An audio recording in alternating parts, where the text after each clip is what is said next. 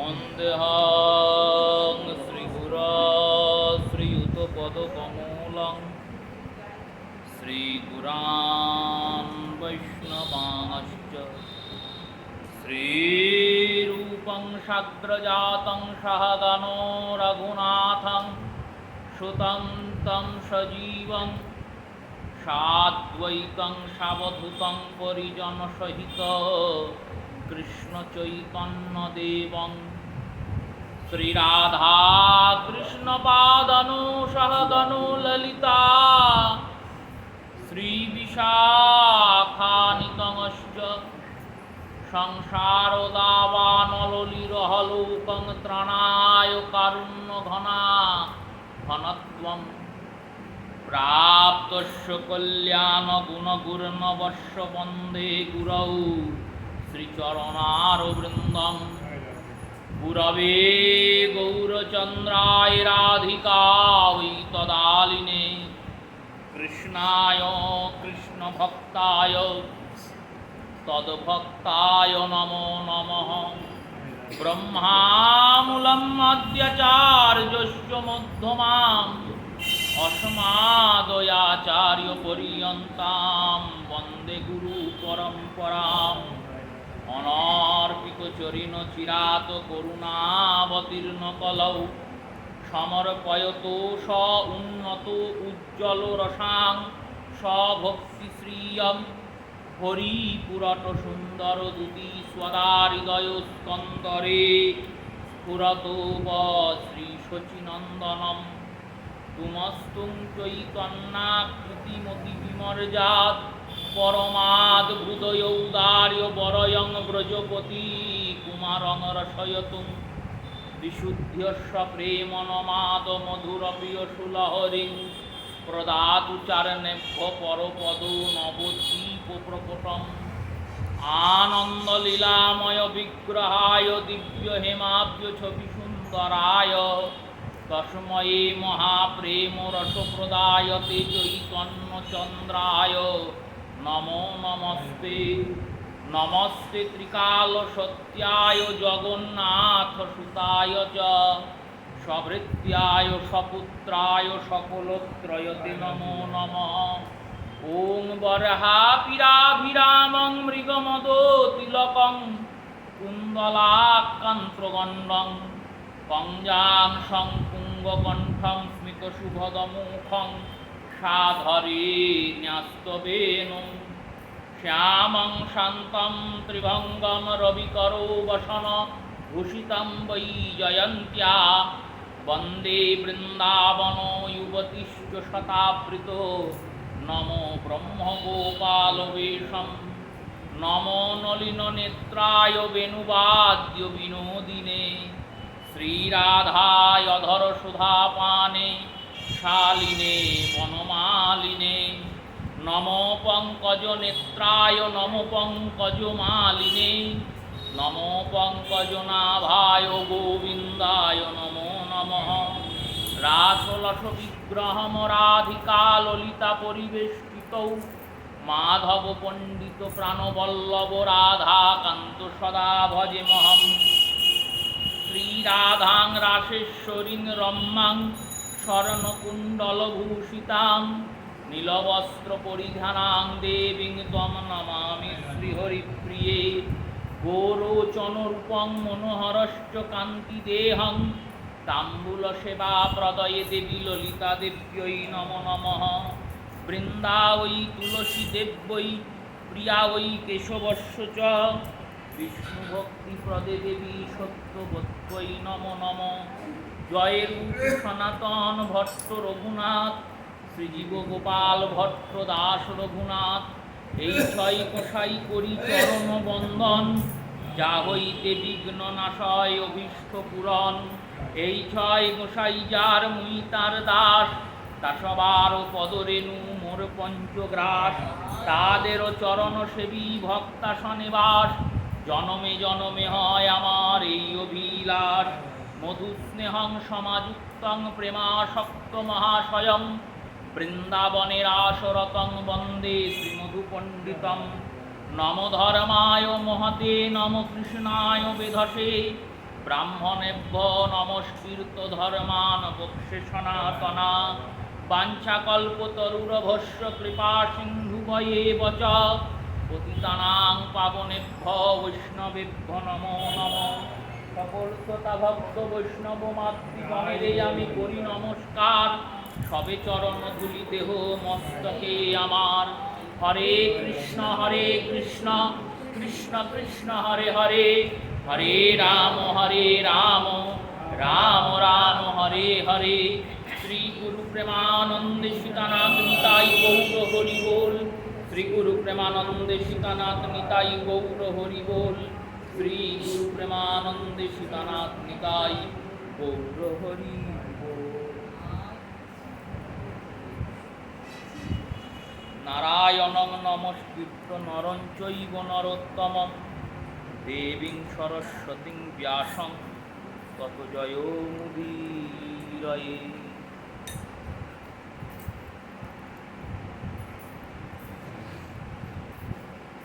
যো ব্রহ্ম শুক নারদো ভীষ্মৌ মুখৌ রালক্ষিত ন সহসা পুরুষস্য তস্য সাধ্য বশীকরণ চূর্ণ মনন্ত শক্তিম ত্বং রাধিকা চরণ রেণু মনুস্মরামি। কলিযুগ পাবন অবতার রাধাকৃষ্ণ মিলিত তনু শ্রী শ্রী শ্রীমন মহাপ্রভুর কৃপাধন্যগণ্য প্রবোধানন্দ সরস্বতী শ্রীপাদ বিরচিত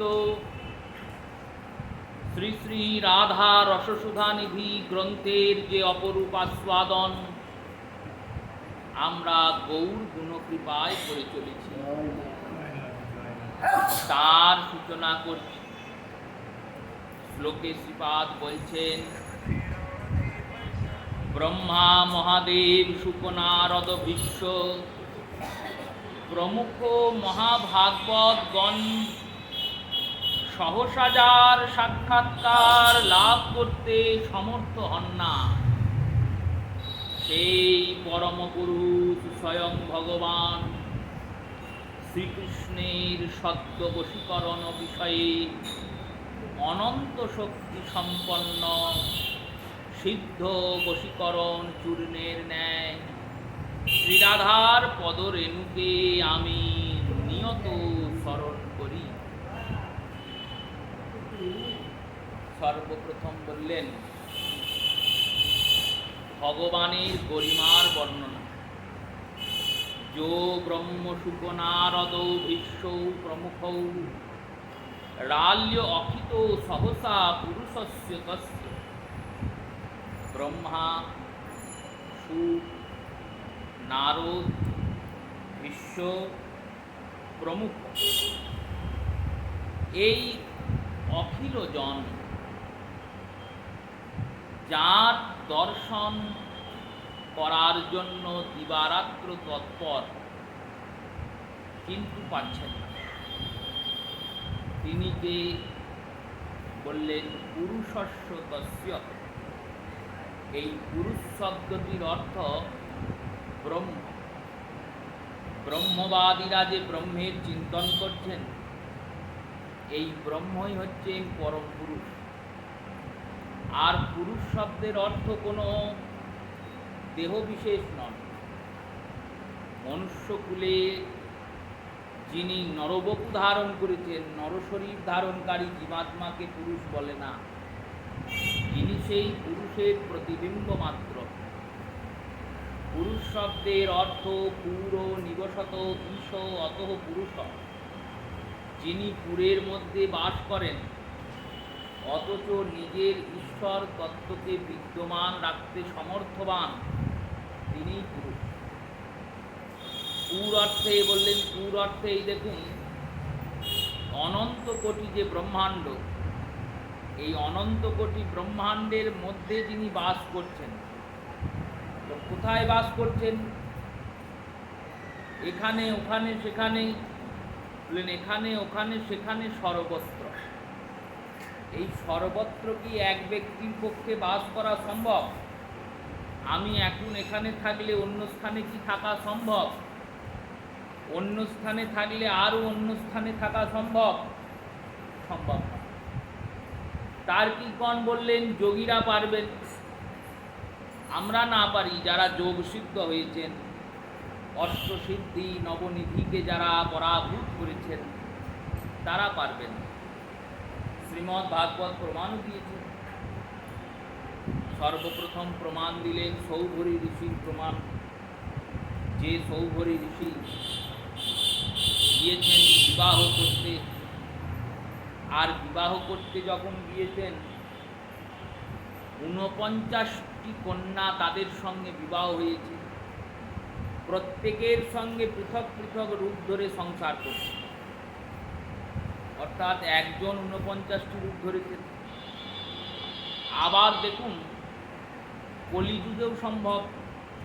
কলিযুগে সিদ্ধ মহাত্মাদের কত না চরিত্র আমরা পাই।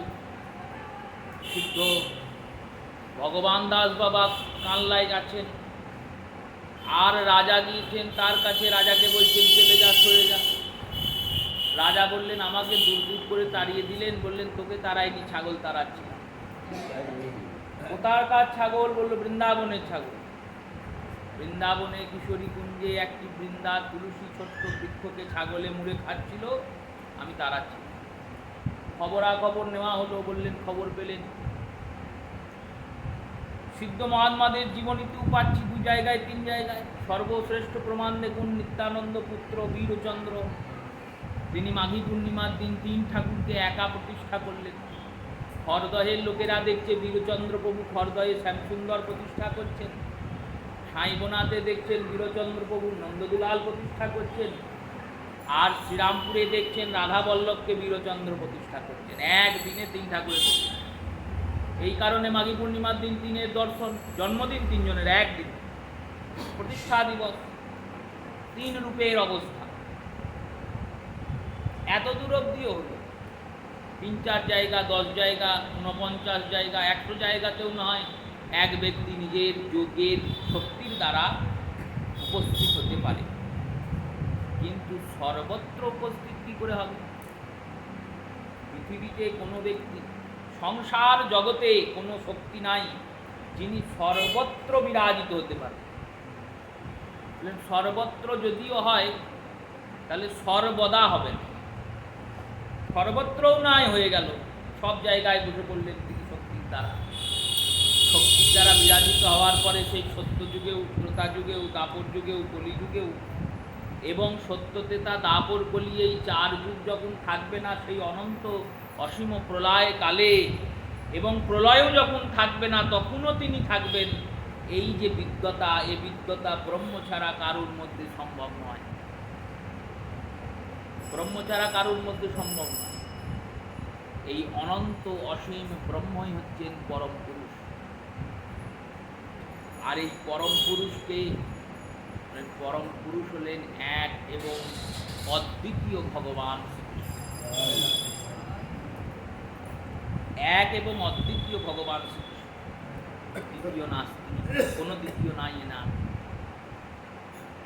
এই শ্লোকের প্রমাণতা হিসেবে শ্রী ব্রহ্ম সূত্রে বলছেন গোবিন্দম আদি পুরুষম তমহং ভজামি। হে গোবিন্দ, তুমি আদি পুরুষ, তোমার আমরা ভজনা করি। প্রবোধানন্দ বলছেন দেখো ব্রহ্মা চিনতে পারেন নাই এনাকে। কেন পারেন নাই? ব্রহ্মা অহংকারে মস্ত ছিলেন, ভাবছিলেন আমি কোথা থেকে উৎপন্ন হলাম। চারিদিকে মাথাটা ঘোরালেন, চারিদিকে মাথা ঘোরানো মাত্র চতুর্মুখী হয়ে গেল। এবার চতুর্মুখী হয়ে চিন্তা করলেন কাউকে তো দেখতে পেলাম না। উপর দিকে তাকালেন, দেখলেন অনন্ত আকাশ। তাহলে কি আমি আকাশ থেকে পড়লাম? আচ্ছা যদি পড়লাম তাহলে জলে পড়লাম না কেন? কারণ অন্তের তলাতে তো জল আছে। জলের উপর একটা পদ্ম ফুল আছে, তার উপর আমি বসে আছি। পদ্মের সূত্রটা তাহলে কোথা থেকে এলো? এই পদ্মটা কোথা থেকে এলো? পদ্মের উৎস কি?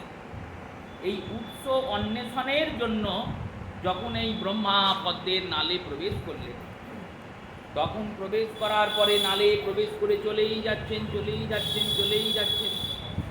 যেতে যেতে যেতে যেতে অর্ধেক রাস্তা গিয়ে ভাবলেন অনেক চলে এসেছি, তাও শেষ পাচ্ছি না, এর মনে হয় কোনো শেষ নেই, ফিরে যায়। ফিরে চলে এলো।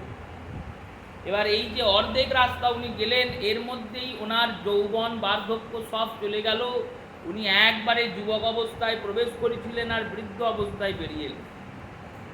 বেরিয়ে এসে যখন বসলেন না, তখন জলের মধ্যে জলবিন্দুর পতন হয়েছে, জলে এক বিন্দু জল পড়ছে।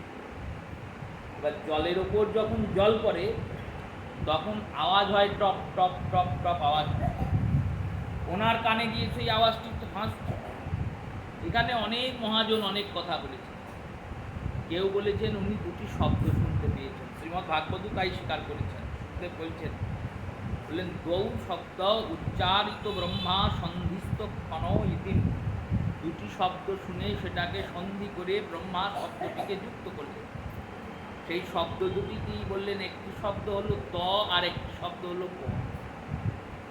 বর্ণমালার মধ্যে এনারা তটস্থ বর্ণের মধ্যে পড়ে, ত ঠ দ ধ সব এক জায়গাতেই করছেন।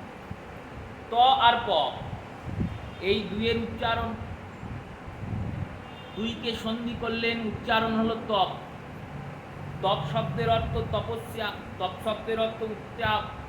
তপস্যা শব্দের অর্থ কি বললেন? তপতিম শরীরম ইতিম তপস্যা। শরীরকে উত্তপ্ত করা হয় যার দ্বারা, কিসের দ্বারা? বলল যোগাগ্নির দ্বারা। এই পদ্ধতির নাম তপস্যা। যেমন কোনো বস্তু অগ্নিতে স্পর্শ করলে সেই বস্তু পরিপূর্ণ শুদ্ধ হয়। অগ্নি স্পর্শ করলে শুদ্ধ হয়ে গেল। কেমন শুদ্ধ হয়ে গেল? দেখুন, ভগবানের অলঙ্কার নির্মাণ হয়। এবার এই অলঙ্কার নির্মাণের জন্য কোনো এক ব্যক্তি একটা সোনার দুল কুড়িয়ে পেয়েছে আর গিয়ে দিয়েছে, বলছেন প্রভুর অলঙ্কার নির্মাণ করানো যাবে? শাস্ত্র কি বলে? শাস্ত্র বললেন যাবে, কিন্তু ওটা ভগবানকে পরানো যাবে না। কেন? বললো ওটা একজনের কানে ছিল, তার দেহের মধ্যে ছিল, তো মনুষ্য শরীরে ছিল, তার মধ্যে মলিনতা, দোষতা, অপবিত্রতা, অসুচিতা, তার সব কিছুই সে বহন করছে। উপায় কি? বললো ওটাকে অগ্নিতে গলিয়ে নিতে হবে। গলিয়ে নিয়ে নতুন করে যদি আবার দুলই করো তাও পরানো যাবে, আবার মাথার মুকুট করলেও পরানো যাবে। কেন? বললো অগ্নি স্পর্শ হয়ে গেছে। অগ্নিতে স্পর্শ হয়ে গেছে মানেই দোষ চলে গেছে।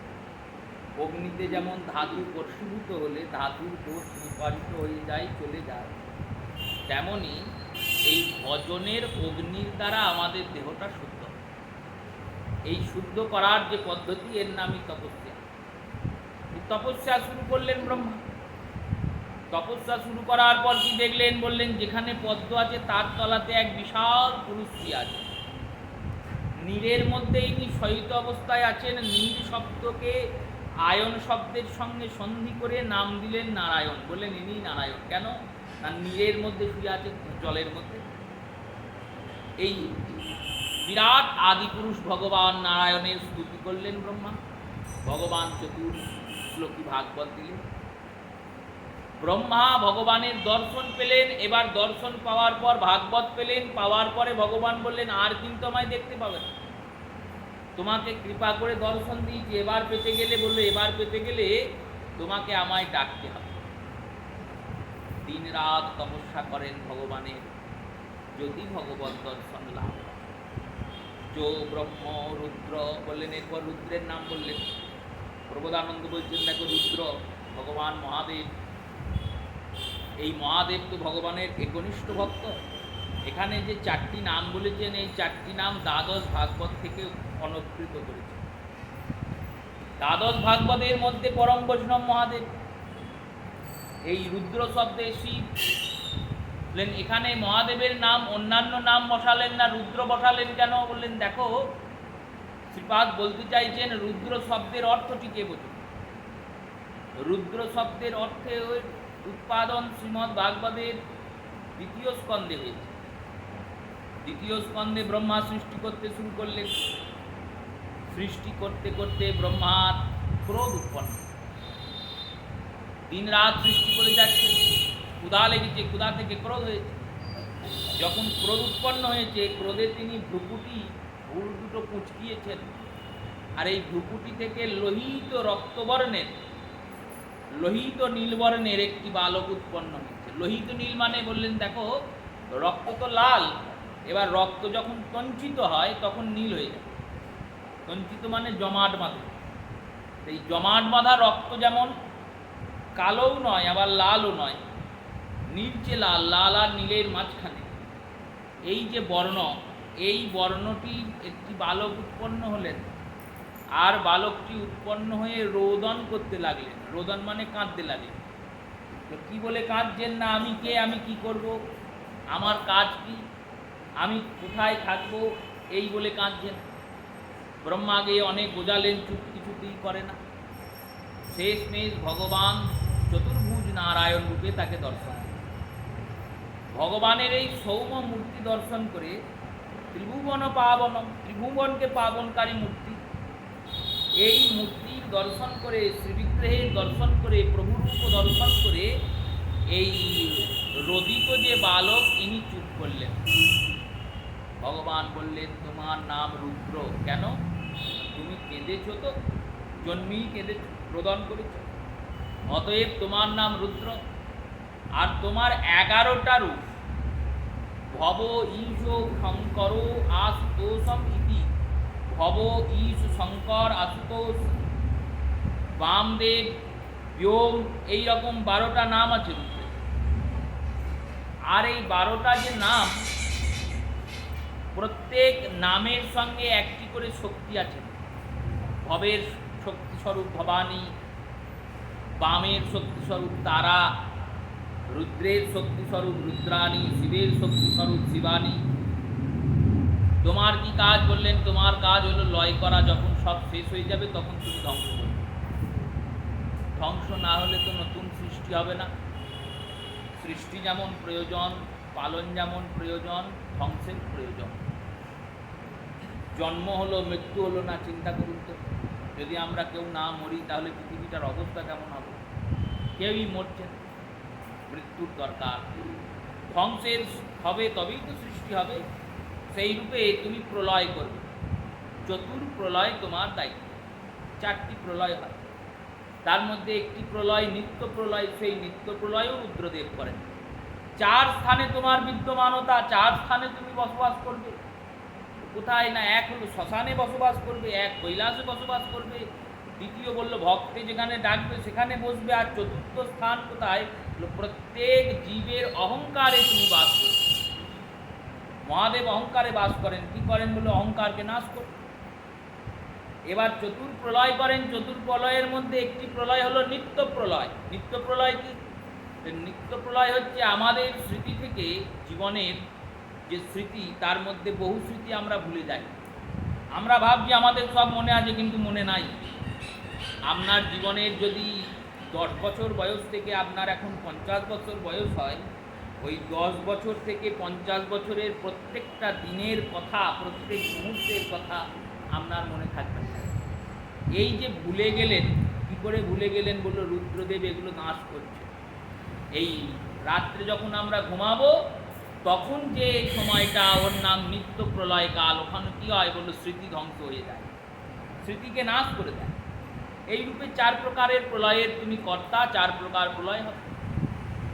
ইনি ভগবানের দর্শন করলেন, স্তুতি করলেন, বললেন প্রভু আবার কবে দর্শন পাবো? ভগবান বললেন তুমি তপস্যা করো, তপস্যার দ্বারা আমাকে আবার দর্শন পাবে। যো ব্রহ্ম রুদ্র সুখ, সুখ শব্দের অর্থ সুখদেব, নারদ দেবশ্রীপাদ নারদ, ভীষ্ম একবারে ভীষ্মের কাছে নাম নিয়ে এসছেন। বললেন দেখো ইনি পরম ভাগবত। এর আগে যাদের যাদের নাম করলাম তারা সবাই ভগবত তত্ত্ব। ভীষ্ম কিন্তু ভগবত তত্ত্ব নন, ব্রহ্ম ভগবত তত্ত্ব। ব্রহ্মা ভগবান থেকে উৎপন্ন হয়েছে, ভগবানের আত্মজ, ভগবানের পুত্রস্বরূপ, ভগবত তত্ত্বস্বরূপ। চৈতন্য চরিতামৃত সমাধান করেছেন। কেমন সমাধান?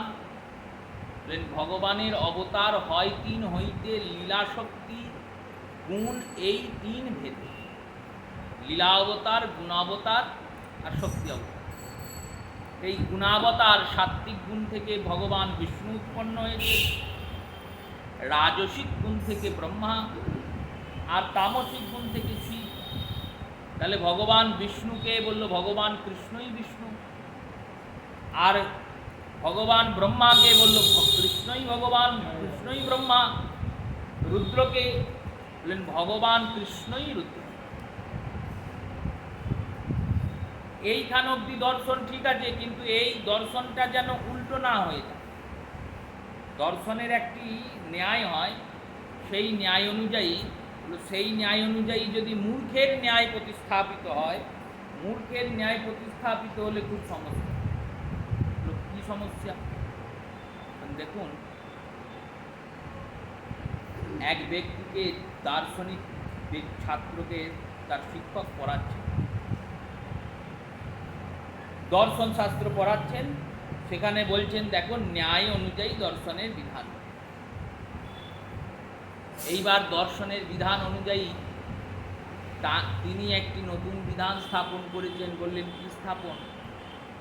না, রবীন্দ্রনাথ আর রাম ছাগল উভয়ই এক। কি করে এক হলো? রবীন্দ্রনাথেরও দাঁড়িয়ে আছে আর রাম ছাগলেরও দাঁড়িয়ে আছে। এই দর্শনটি হবে না, উল্টো করলে হবে না। উল্টো করলে হবে না মানে বললেন দেখুন, ভগবান কৃষ্ণ ব্রহ্মা, ভগবান কৃষ্ণই শিব, ভগবান কৃষ্ণই নারায়ণ। এটা যথাযথ দার্শনিক অনুযায়ী, সিদ্ধান্ত অনুযায়ী সুসিদ্ধান্তভাবে প্রতিষ্ঠিত হলো, কিন্তু গঙ্গাটা উল্টো দিকে বলালে হবে না যে ভগবান শিবই কৃষ্ণ। এটা হবে না। ভগবান কৃষ্ণ শিব হতে পারেন, কিন্তু শিব কৃষ্ণ হতে পারবেন না। কেন? বললেন অহমেগ সর্বাগ্রে, এই যে সূত্র শ্রীমদ্ ভাগবতের চতুশ্লোকীর প্রথম শ্লোক, আমি সবার আগে ছিলাম। আর এই শ্লোকটি অকারণ উৎপাদিত হয়নি। ব্যাসদেব ব্রহ্মসূত্রের ভাষ্যতে বললেন ভগবান এক ছিলেন, একদা বহুদা নাস্তি। আমি এক ছিলাম, বহু ছিলাম না। আমার ইচ্ছা হয়েছে আমি বহু হব। এই বহু হব কি করে? বললেন বহু হওয়ার জন্য এই তিনজনাতে উৎপন্ন হয়েছে। আমি এক থেকে তিনজনা হয়েছি, আর তিনজনার মধ্যে ব্রহ্মার দ্বারা জগতের নির্মাণ করেছি। এই জগতের যে সূত্র নির্মিত হলো, এই জগৎ সূত্রের দ্বারা এই অনন্ত কোটি জগৎ চলছে। কি সুন্দর দর্শন সাজাচ্ছেন দেখুন বিশ্বনাথ চক্রবর্তী পাল।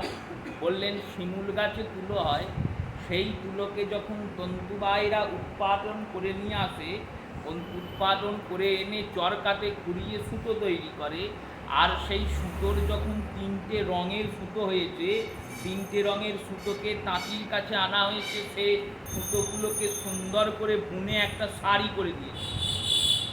এবার শাড়িতে অনেক রকমের নকশা দেখা যাচ্ছে, অনেক রকমের ডিজাইন হচ্ছে, অনেক রকমের কারুকার্য, চিত্রকলা সব আছে, কিন্তু তত্ত্ব তো কি আছে? বললো ওই শিমুল তুলোই আছে। ওই তুলোটাই সুতো হয়েছে আর সুতোটাই শাড়ি হয়েছে। তেমনি ভগবান শ্রীকৃষ্ণ হচ্ছেন ওই শিমুল তুলোর মতো, অনাদিরাদি গোবিন্দ, সর্বকারণ কারণম। এনারই বিস্তার রূপে ব্রহ্মা বিষ্ণু মহেশ্বর আদি দেবগণ হয়েছেন, আর এনারাই সৃষ্টির রচনা করেছেন। এনাদের থেকেই এই জগৎ সৃষ্ট হয়েছে। আর এই জগতের প্রত্যেক কণার, প্রত্যেক স্থানে, প্রত্যেক সময় ভগবান বিদ্যমান। যেমন ওই গোটা শাড়িটাতে অনেক নকশা আছে, অনেক কিছু আছে, কিন্তু শাড়ি তুমি যেখান থেকেই টানো না কেন সুতোই পাবে, আর সুতোকে যেখানেই নিয়ে যাও না কেন ওর মধ্যে তুলোই আছে। তেমনই জগতের তুমি যেখানেই যাও, যেখানেই যে বসো, আর যে অবস্থাতেই বসো, সেখানে কিছু থাক না থাক আমার গোবিন্দ আছে। এই রকম ভগবানের নির্মাণ জগৎ, এই রকম মায়ার জগৎ। সেই জগদীশ্বর গোবিন্দই তিন রূপে প্রকাশিত হয়েছে। তাহলে ব্রহ্মা, রুদ্র, এনারা সব ভগবত তত্ত্ব। এনার পরে সুখদেব, সুক ও নারদ। বললেন সুখদেব তো আর ভগবত তত্ত্ব নন। বললেন উনিও ভগবত তত্ত্ব। কেন ভগবত তত্ত্ব? বললেন ব্যাসদেব স্বয়ং ভগবানের অবতার, পরাশর নন্দন। আর ব্যাসপুত্র সুখদেব যখন আগমন করছেন, শ্রীমদ্ ভাগবতে শ্রবণ করানোর জন্য হরিদ্বারের ব্রহ্মকুণ্ডের তীরে তখন ব্যাসদেব লিখছেন ভগবান ব্যাসপুত্রেণ। এখানে অন্যায় করে শ্রীধর গোস্বামীপাদ বলেছেন স্বয়ং ভগবান ব্যাসপুত্র রূপেণ ধারিণীম, স্বয়ং ভগবানই ব্যাসের পুত্ররূপ ধারণ করে সুখ রূপে উপস্থিত।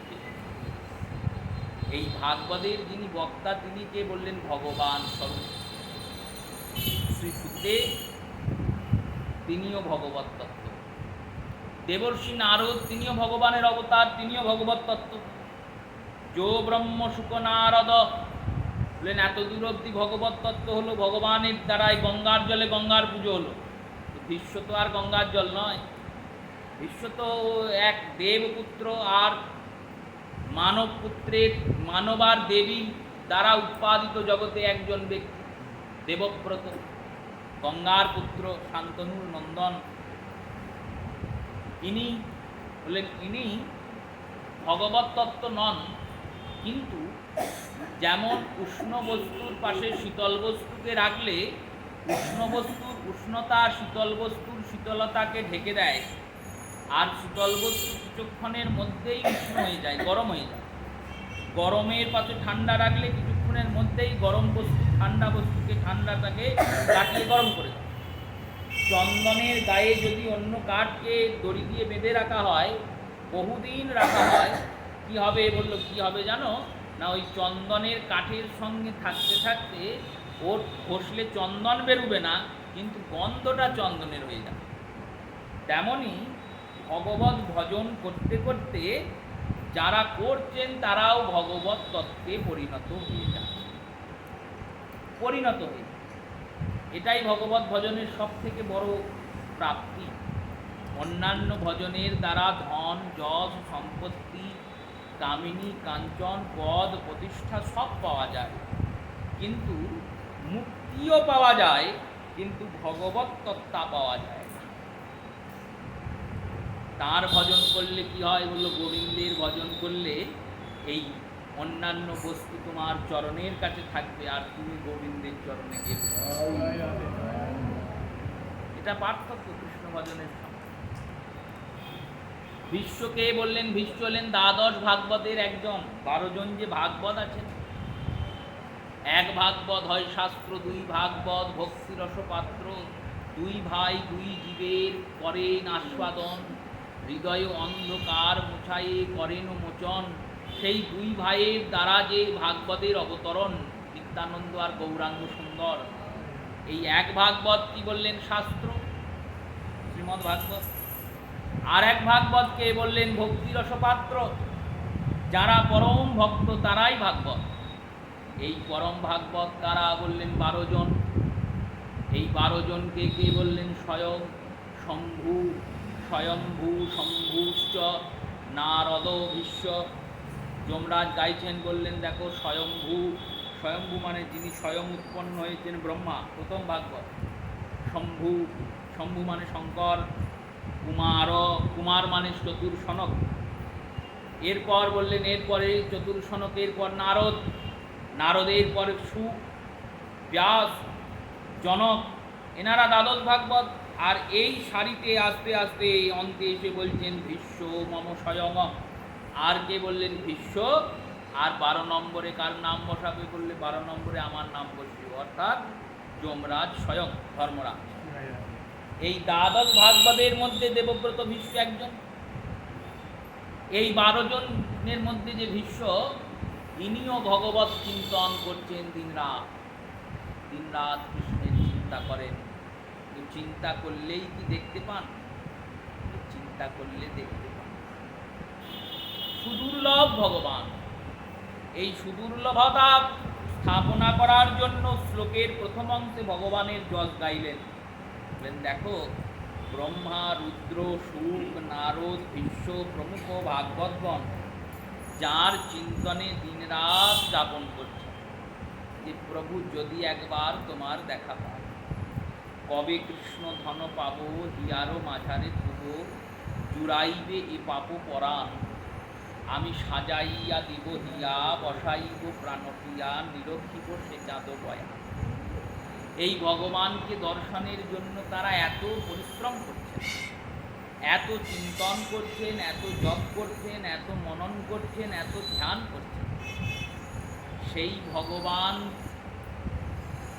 যার দ্বারা বশীভূত, সেই ভগবান যে চূর্ণে বশীভূত হয়ে যান। চূর্ণ মানে বললেন, চূর্ণ মানে এক প্রকারের ধুলা, বশীভূত চূর্ণ। ওই চূর্ণটা যদি ভগবানের কাছে গিয়ে পড়ে তাহলে ভগবান বশ হয়ে যান। আর কেমন বশ হয়ে যান বললেন, যা বলে সে তাই করে, এমন বশ ভগবান। সেই বশীভূত চূর্ণটি যার চরণ থেকে উৎপাদিত হয়েছেন তিনি হচ্ছেন শোভানন্দিনী শ্রীমতী রাধা। এবার এই বশীভূত চূর্ণটি কি বললেন, শ্রীমতীর চরণের ধুলি।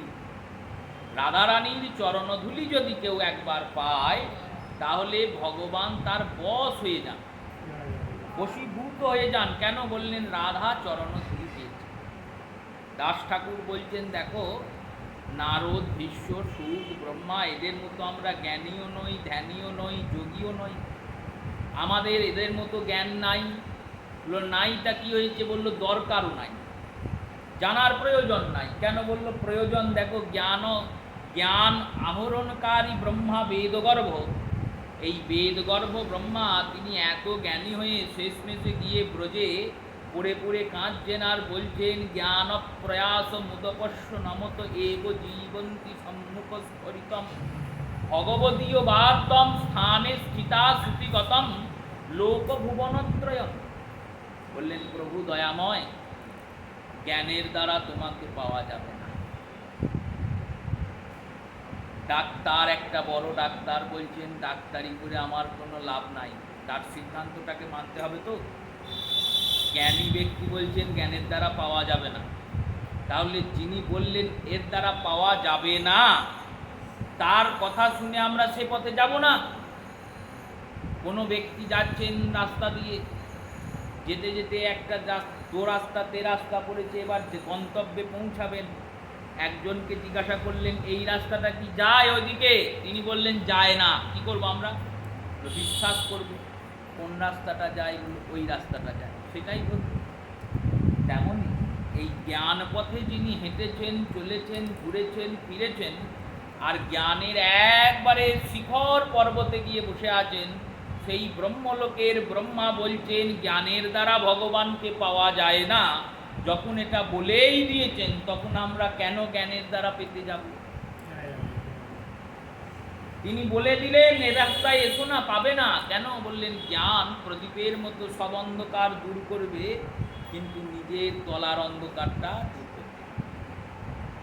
জ্ঞান মদহংকারের জন্ম দেবে। কিসের দ্বারা পাবো বললেন, জীবন্তি সম্মুখ স্ফরিতম ভগবদীয় বার্তম। ভগবানের কথার দ্বারা পাবে। ভগবানের কথা কোন কথা বললেন, সম্মুখ স্ফরিতম যস্য কথা সাধু মুখস্ফরিতম। যে কথা সাধুদের মুখ থেকে বর্ণিত হচ্ছে, সেই জীবন্তী ভগবানের এই কথার দ্বারা তুমি ভগবানকে পাবে। অতএব ভক্তি এখানে সিদ্ধান্ত স্বরূপে বড় হলেন। তাই জ্ঞানকে ছেড়ে ভক্তিকে ধরো। আমরা ব্রহ্মার মতো জ্ঞানী নই, সুখদেবের মতো আমাদের যোগ্যতা নাই, বিশ্বের মতো আমাদের সহ্য শক্তি নাই, নারদের মতো আমরা দিনরাত নাম গুণগানেও মেতে থাকতে পারি না। উপায় কি তাহলে আমাদের? আমাদের কি তাহলে কোনো গতি হবে না? আমরা কি গোবিন্দ চরণ পাব না? আমাদের কি চিরকাল বঞ্চিতই থাকতে হবে? দাস ঠাকুর বললেন, না না, চিন্তা নাই। শ্রীরাধার চরণ রেণু ভূষণ করিয়া তনু অনায়াসে পাবে গিরিধারী। রাধিকা চরণাশ্রয় যে করে সে মহাশয়, তারে মুই যাই বলি হাই।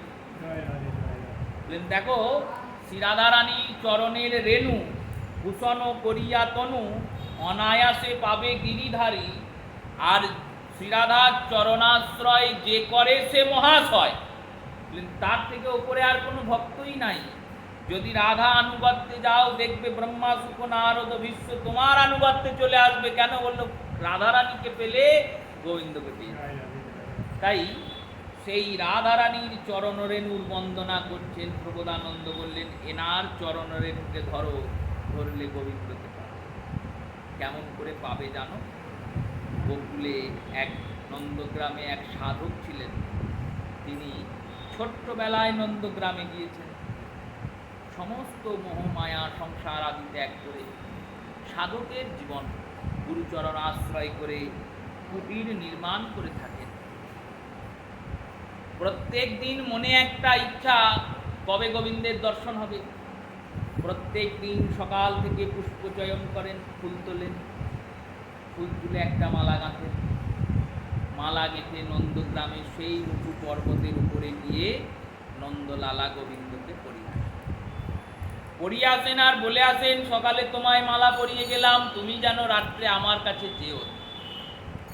এই বলতে বলতে ওনার বয়স 90 বছর হয়ে গেছে। প্রতিদিনই এই কাজ করেন। প্রতিদিন করতে করতেও একদিনও তিনি গোবিন্দ দর্শন পেলেন। ইষ্টগোষ্ঠী হচ্ছে। এক সাধু বলছেন, শোন, ভগবান তো পুরুষ, গোবিন্দম আদি পুরুষ, পুরুষ, পুরুষের মধ্যে কঠোরতা থাকে। আর আমাদের শ্রীমতী রাধারানী, তিনি তো প্রকৃতি, প্রকৃতির মধ্যে নমনীয়তা থাকে, মমতা থাকে। তা তুই এক কাজ কর, এতদিন তো কৃষ্ণকে খুব ডাকলি, আজকে কালকে না হয় মালাটা গেঁথে গোবিন্দের প্রিয়া শ্রীমতীকে করিয়াছিস। কাছেই বিশ্বভানুপুর, কাছেই বর্ষনা, বর্ষনা নন্দগ্রাম বেশি দূর তো নয়। এই বলেছেন। পরের দিন তিনি ভাবলেন, তাই তো, আমি তো আজীবন কৃষ্ণকেই মালা পরালাম, একদিনে তো আমাকে গোবিন্দ দর্শন দিল না, আজকে আমি শ্রীমতীকে মালা পরালাম, বৃষভানুনন্দিনীকে গিয়ে মালাটা দিয়ে আসবো, উনি করবেন। মালাটি গেঁথেছেন, গেঁথে খুব অভিমান করে রাগ করে যাচ্ছেন নন্দগ্রাম ছেড়ে বর্ষনার দিকে। এবার যাচ্ছেন যখন, না যেতে যেতে যেতে যেতে এবার নন্দগ্রামের সীমান্ত পার করবেন, বর্ষনায় প্রবেশ করবেন। এইরকম সময় পিছন থেকে কে যেন এসে টেনে ধরেছে। ভাবছেন কে টেনে ধরলো, ঘুরে দেখছেন শ্যামসুন্দর দাঁড়িয়ে আছে। ঘুরে দেখছেন গোবিন্দ দাঁড়িয়ে আছেন। এবার গোবিন্দের গলায় মালা পরিয়েছেন, বললেন, প্রভু আমার স্বাদ মিটল, আমি তো আজীবন এই স্বাদেই বেঁচেছিলাম। সবাই বলে, লোকের প্রশংসা করলে লোকের ভালো লাগে, আর লোকের অবহেলা করলে লোকের খারাপ লাগে। মানুষ এটা বুঝে, মানুষের মধ্যে গুণধর্ম থাকে, তাদের মধ্যে প্রকৃতির অনেক দোষ আছে। তুমি তো প্রকৃতির অতীত প্রভু, তোমার মধ্যে তো এ দোষ থাকা ভালো না। এতদিন তোমাকে আমি ভালোবেসে মালা পরিয়েছি, কই একদিনও তো তুমি আসো নাই। আর আজকে যেই না তোমাকে মালা না পরিয়ে তোমার মালাটা নিয়ে যাচ্ছি রাধারানীকে পরাতে, অমনি তুমি চলে এসছো আমার কাছে। পাছে ভক্তটা হাতছাড়া হয়ে যায়। এ জিনিস তুমি কোথা থেকে শিখলে? এ তো তোমার মধ্যে আসা উচিত নয়। ভগবান বললেন, শোনো ভাই, আমি এতদিন আসি নাই কেন জানো? কেন? দেখো, তুমি গিয়েছো নদীতে জল খেতে, জল পান করে তুমি চলে আসতে পারো, কিন্তু ওই জল যদি নিয়ে আসতে হয়, কি করে নিয়ে আসতে? হাতে করে তো আর জল আসবে না। হাতে করে জল নিয়ে আসতে গেলে জল তো পড়ে যাবে। পাত্র চাই, পাত্রবিনে জলকে আনা যায় না। আমি হলাম রসস্বরূপ, রস মানে আনন্দ। এই কৃষ্ণ রসকে ধারণ করতে গেলে আগে পাত্র দরকার। পাত্র কোথায় পাবো? বলল, পাত্র শ্রীমতী রাধারানী। আগে রাধা আনুগত্য চাই, তবে তুমি কৃষ্ণ ভজন করবে। এতদিন তুমি রাধা আনুগত্যতা ছিল না, তুমি শুধু কৃষ্ণকেই ডাকতে। তাই আমি চিন্তা করতাম, আমি যে যাব, ওর কি কর্মের ফল এত হয়েছে, কর্মবন্ধন এত, কর্মের ফল কি মিটেছে, যে আমার কৃপা পাওয়ার মতো যোগ্য কি হয়েছে? হয় নাই। এই যোগ্যতা হয় নাই বলে আমি যাই না। আজকে তোমার যোগ্যতা হয়েছে, তাই এসেছি। এবার ইনিও তো সাধারণ ব্যক্তি নন, ইনি ভক্ত মানুষ, শাস্ত্র শুনেছেন, অধ্যয়ন করেছেন। বেশ প্রভু, বুঝলাম, ফলাওলি কোন যোগ্যতা হয়েছিল? ফলাওলিকে যে তুমি কৃপা করেছিলে, তার যে ফল নিয়েছিলে আর দুটি ধান দিয়েছিলে, সেই দুটি ধান দিয়ে কৃপাই করেছিলে, আর তার ফল সব নিয়ে নিয়েছিলে। তিনি কবে রাধা আনুগত্যতা পেলেন? বলছেন দেখো, তিনি এ জন্মে পান নাই, আগের জন্ম থেকে পেয়েছেন। আগের জন্ম থেকে কি করে পেয়েছেন? ওই ফলাওলি আগের জন্মে শবরী ছিলেন, তাই শবরী মাতা আমাকে সীতার ঠিকানা বলে দিয়েছিলেন। এবার সীতার ভজন করে বলেই তো জানে সীতা কোথায় আছে, আর এই সীতাই তো রাধা হয়েছেন, তাই রাধা আনুগত্যতা ওনার আগে থেকেই ছিল, তাই কৃপাটা পেয়েছে। রাধা আনুগত্যতা বিনে আমার কৃপা পাওয়া যাবে না। আমার প্রতিজ্ঞা আছে। কি প্রতিজ্ঞা? মুই পিতবাস শ্রীরাধার দাস, ইহাতে সন্দেহ যাহার, কোটি জন্ম যদি ভজে তবু না পায় মোর চরণের বাস। এর থেকে বড় আর কি প্রমাণ দেব? তাই সেই রাধার চরণ রেণু যা কৃষ্ণকে বশীভূত করতে পারে। আর প্রমাণ দিচ্ছেন শ্রীজীব গোস্বামীপাদ আনন্দ গোপাল চম্পু গ্রন্থে। আনন্দ গোপাল চম্পুতে শ্রীজীব গোস্বামীপাদ বলছেন, দেখো, যখন ভগবান কালীয় দমন করলেন, কালীয় দমন করার পর শ্রী ভগবান উঠে এলেন। আর উঠে আসার পরে আদিত্য টিলা নামক একটা উঁচু জায়গা, যেখানে মদনমোহনজি স্থাপিত হয়েছিলেন, সেখানে গিয়ে বসলেন। দ্বাদশ আদিত্য, 12টি সূর্য ভগবানকে শুষ্কায়িত করলেন, শোকালেন, ওই কারণে নাম দ্বাদশ আদিত্য টিলা। এবার ভগবান আদিত্য টিলায় শুকিয়ে টুকিয়ে নিজের অঙ্গ শীতল অঙ্গকে, স্নাত অঙ্গকে শুষ্ক করে ভগবান নামছেন। শ্রীজীব গোস্বামীপাদ গিয়ে ধরেছেন ভগবানকে। টিকাকার তো রসিকগণ বললেন, মাধব একটা কথা ছিল। বলল, কি কথা বলো? দেখো, কালীয়র আগে যারা এসেছে সব কটাকে তুমি বধ করেছ। পুতনা এসেছে, পুতনাকে বধ করেছ। বকাসুর এসেছে, তাকে বধ করেছ। অগাসুর এসেছে, তাকে বধ করেছ। ধেনুকাসুর এসেছে, তাকে বধ করেছ। অরিষ্ঠাসুর এসেছে, তাকে বধ করেছ। কাউকে তো বাপ ছাড়ো নাই। এমন কি কাজ করলো যে একে বধ করলে না, ছেড়ে দিয়ে চলে এলে? ভগবান বলছেন, ও শরণাগত হয়েছে না আমার চরণে। কালীও শরণাগত হয়ে গেছে আমার চরণে, তাই বধ করি নাই, ছেড়ে দিয়েছি। তো শরণাগত তো পরে হয়েছে, আগে তো নাচ হয়েছে। কালীয় দমনের লীলাটাকে অনুধাবন করো। তো দেখো, তুমি আগে ওর মাথায় উঠেছো, উঠে নেচেছো খুব তারে। এবার নাচের চোটে যখন ওর মুখ দিয়ে রক্তববন শুরু হয়েছে, তখনও তোমায় চিনতে পেরেছে, তখন শরণাগতি এসেছে। তার আগে তো তুমি নেচে দিয়েছো, তার আগে তো তুমি ওর চরণ, তোমার মস্তক, ওর মস্তকে তোমার চরণ স্থাপন হয়ে গেছে। যে চরণ ভববিরিঞ্চি বন্দিত, যে চরণ কমলা সেবিত, সেই চরণ কালীয় পেল কোন সৌভাগ্য? কালীয়র কি এমন সৌভাগ্য আছে? জীব গোস্বামীকে বলছেন, পূর্বজন্মের সাপের কথা বললেন, ওসব কথা আমি শুনতে চাই না, আমাকে আসল কথা বল। কালীয়র সৌভাগ্যটা কি আছে যে তোমার চরণ পেল?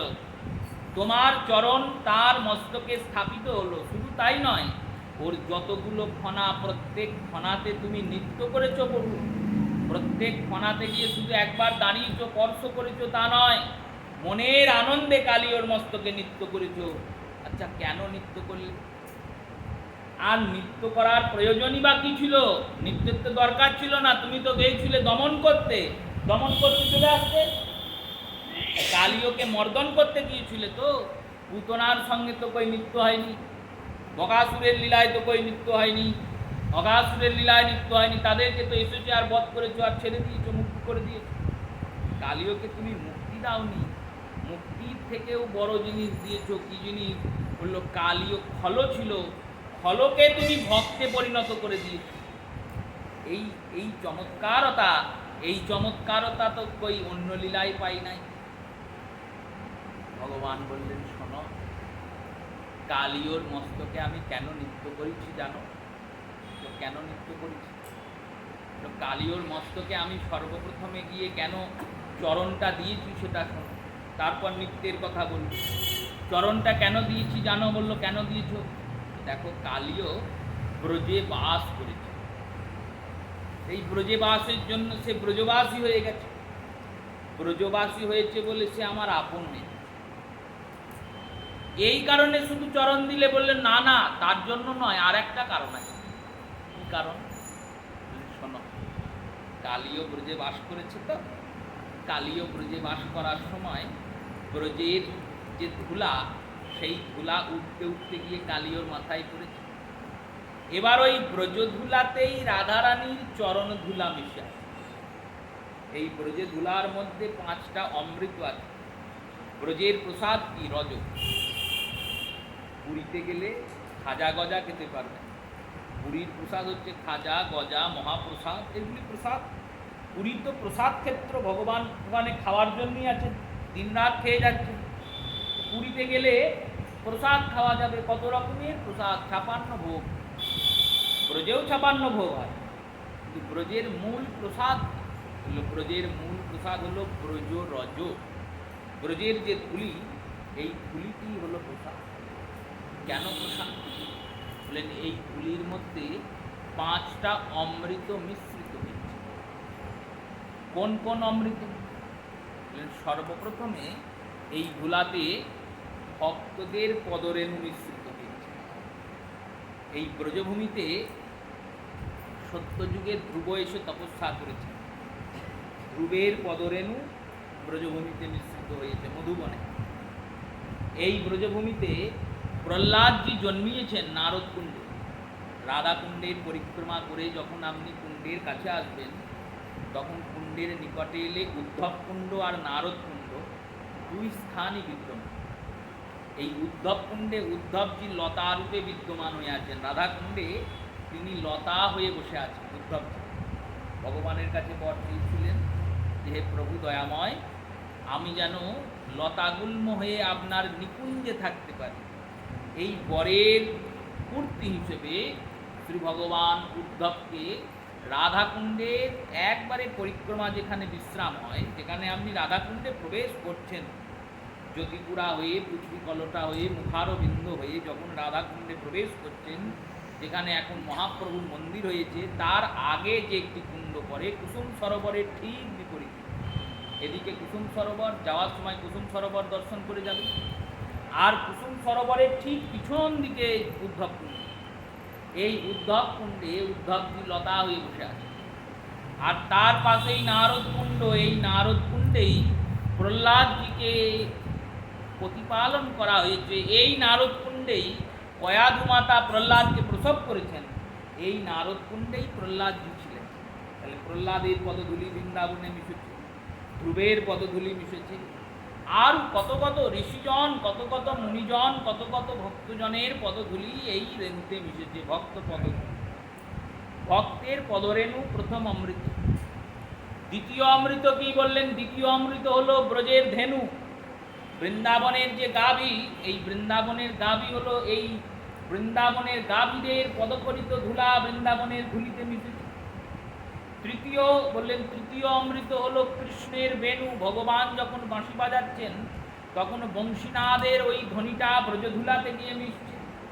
চতুর্থ বললেন, চতুর্থ হলেন নন্দসুতানু, নন্দের সুত শ্রী গোবিন্দ যখন হাঁটছেন, তার পদধূলি মিশছে। আর পঞ্চম অমৃত হলো বৃষভানু সুতানু, বৃষভানু সুতা শ্রীমতী রাধারানী পদধূলি ব্রজে মিশছে। এই ব্রজপদধূলিতে পঞ্চরেণু, পঞ্চ অমৃতের মিশ্রণ, তার মধ্যে রাধারানীর পদধূলি।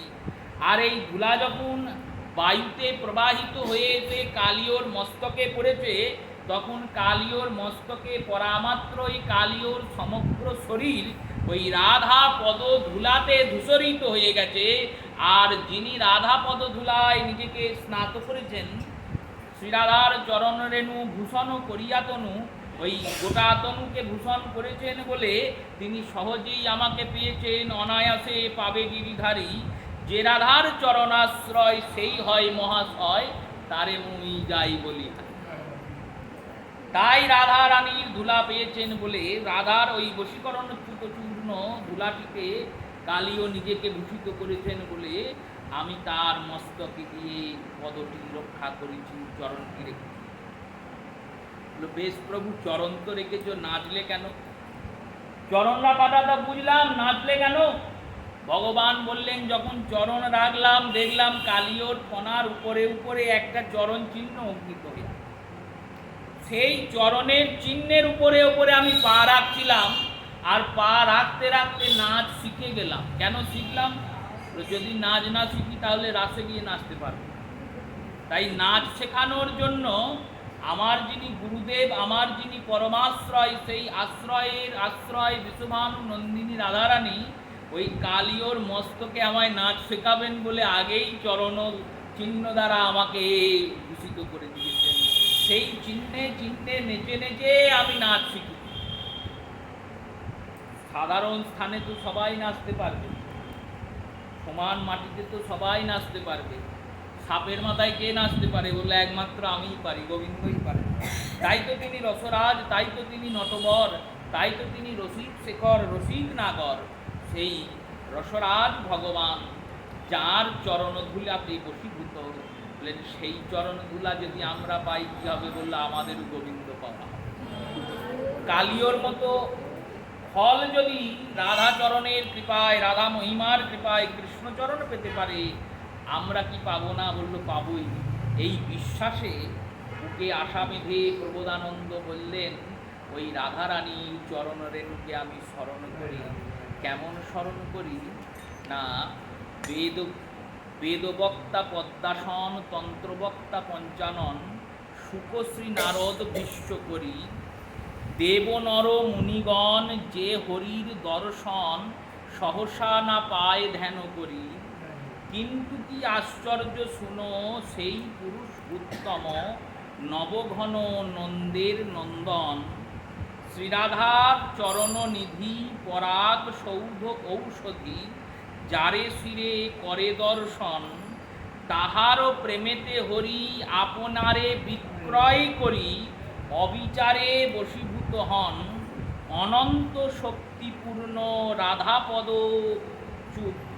পদ্মচূর্ণ, পরমামৃত পরম রতন, ঘনে প্রবোধানন্দ রাধাপদ মকরন্দ, দরশে পরশে ভাগ্যহীন, কুঞ্জেশ্বরী কৃপা করো, পদরেণু নিরন্তর স্মরণ করি আনদিন। সেই শ্রী রাধারানীর চরণের রেণুতে যাতে আমাদের মন অভিষিক্ত হয়, এই রূপবিলাস যুগল চরণে আরোহণ করে প্রত্যেক ভক্ত শ্রোতা মাতার চরণে প্রণাম পূর্বক পদ্যকাল হরিকথা অবসর দিলাম। শ্রী গুরু প্রেমানন্দ নিতাই গৌর হরি বল। জয় জয় রাধে কৃষ্ণ।